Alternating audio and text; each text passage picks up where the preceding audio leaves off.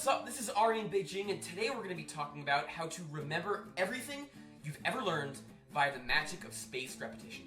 And no, that's no exaggeration, it's entirely possible, and in this video I'm going to show you exactly how.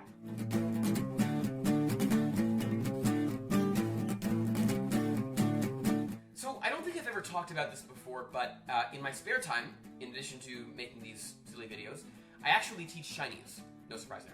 Now, one of the biggest problems I find with my students is vocabulary retention, right? So they'll cram some vocabulary or grammar one week, but a few more weeks go by and they've seemingly completely forgotten everything they learned. And this probably describes how you've learned things in school as well, right? Now, why is this? Well, it turns out that unless you're actually using the vocabulary that you learn, the brain simply says, hey, I don't need this vocabulary anymore, given that I haven't heard it in a while. Let me throw it in the trash. And that actually kind of makes sense, right? So the brain has evolved over billions of years to be as efficient as possible. And why is your brain going to waste memory cells on stuff you're not actually using?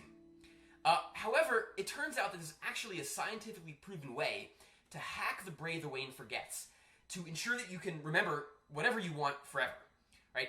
So way back in 1885, the German psychologist Hermann Ebbinghaus found out through numerous studies that have since been verified many times over about the forgetting curve, which is that the brain forgets things in an exponential way. So as time goes on, you lose memories faster and faster. But here's the cool thing.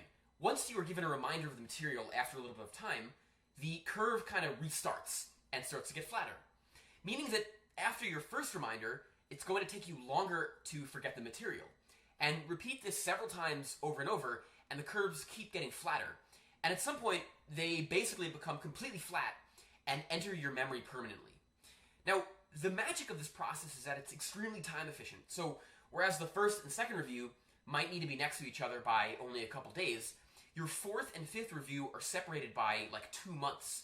So rather than spending all that time cramming the night before a test, only to forget the material in a week, you can instead spread that exact same time out over several months, and yet remember that material for far longer. So you might be thinking that this is great and all, but these charts seem really complicated. How the heck do I do this? Well, that's exactly what we have computers for.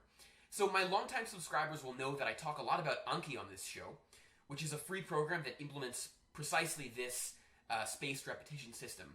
But there's other software too, right? Like Memrise, which is a web-based platform that has lots of pre-made courses that, unlike most textbooks, are based around the principles of spaced repetition.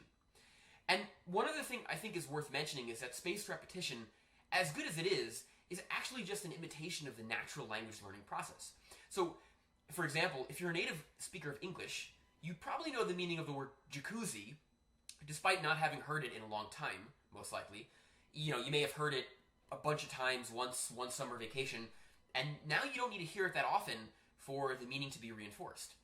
So eventually, once you get into the advanced phases of language learning, learning by osmosis from native level media or conversation, that's effectively your spaced repetition.